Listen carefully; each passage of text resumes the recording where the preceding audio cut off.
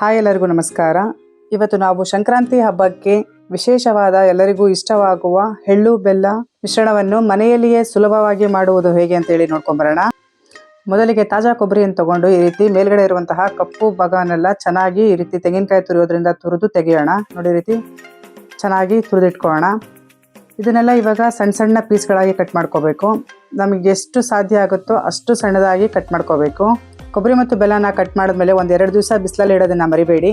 ಈ ರೀತಿ ಮಾಡೋದ್ರಿಂದ ತುಂಬ ದಿನ ಇಟ್ಟರೂ ಸಹ ಫ್ರೆಶ್ ಆಗೇ ಇರುತ್ತೆ. ನೋಡಿ, ಈ ರೀತಿ ಸಣ್ಣ ಸಣ್ಣದಾಗಿ ಕಟ್ ಮಾಡ್ಕೋಬೇಕು. ನಾನು ಎಲ್ಲ ಕೊಬ್ಬರಿಗಳನ್ನು ಈ ರೀತಿ ಸಣ್ಣದಾಗಿ ಕಟ್ ಮಾಡಿ ಇಟ್ಕೊಂಡಿದ್ದೀನಿ. ಅದೇ ರೀತಿ ಬೆಲ್ಲ ತೊಗೊಂಡು ಸಣ್ಣ ಸಣ್ಣದಾಗಿ ಕಟ್ ಮಾಡ್ಕೊಳ್ಳೋಣ.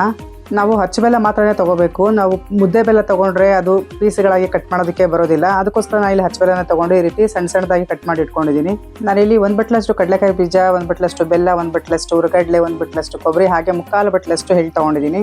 ಮೊದಲು ಒಂದು ಪ್ಯಾನ್ ಬಿಸಿಗಿಟ್ಟು ಚೆನ್ನಾಗಿ ಕಾದ ನಂತರ ಕಡಲೆಕಾಯಿ ಬೀಜ 1 ಬಟ್ಲಷ್ಟು ತೊಗೊಂಡಿದ್ದೆ. ಅದನ್ನು ಹಾಕ್ಕೊಂಡು ಲೋ ಫ್ಲೇಮ್ನಲ್ಲೇ ಚೆನ್ನಾಗಿ ಗರಿ ಆಗೋವರೆಗೂ ಫ್ರೈ ಮಾಡಿಕೊಂಡು ಈ ಥರ ಒಂದು ಪ್ಲೇಟ್ಗೆ ಹಾಕಿಟ್ಕೊಂಡಿದ್ದೀನಿ. ಅದು ಸಂಪೂರ್ಣವಾಗಿ ತಣ್ಣಗಾಗಲಿ. ಈಗ ಅದೇ ಪ್ಯಾನಿಗೆ 3/4 ಬಟ್ಲಷ್ಟು ಎಳ್ಳು ತೊಗೊಂಡಿದ್ದೆ. ಅದನ್ನು ಕೂಡ ಹಾಕ್ಕೊಂಡು ಎಳ್ಳು ಚಿಟಪಟ ಅಂತ ಸಿಡಿಯೋವರೆಗೂ ಚೆನ್ನಾಗಿ ಫ್ರೈ ಮಾಡ್ಕೊತಾ ಇದ್ದೀನಿ.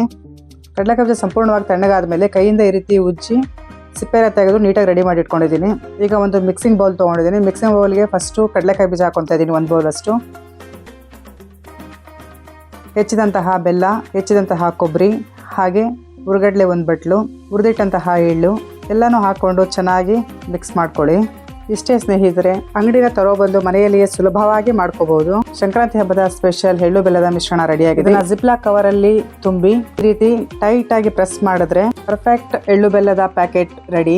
ಈ ರೆಸಿಪಿ ಇಷ್ಟ ಆಗಿದ್ರೆ ಲೈಕ್, ಶೇರ್ ಹಾಗೆ ಚಾನಲ್ ಸಬ್ಸ್ಕ್ರೈಬ್ ಮಾಡೋ ಮರಿಬೇಡಿ. Thanks for watching. Happy Sankranti.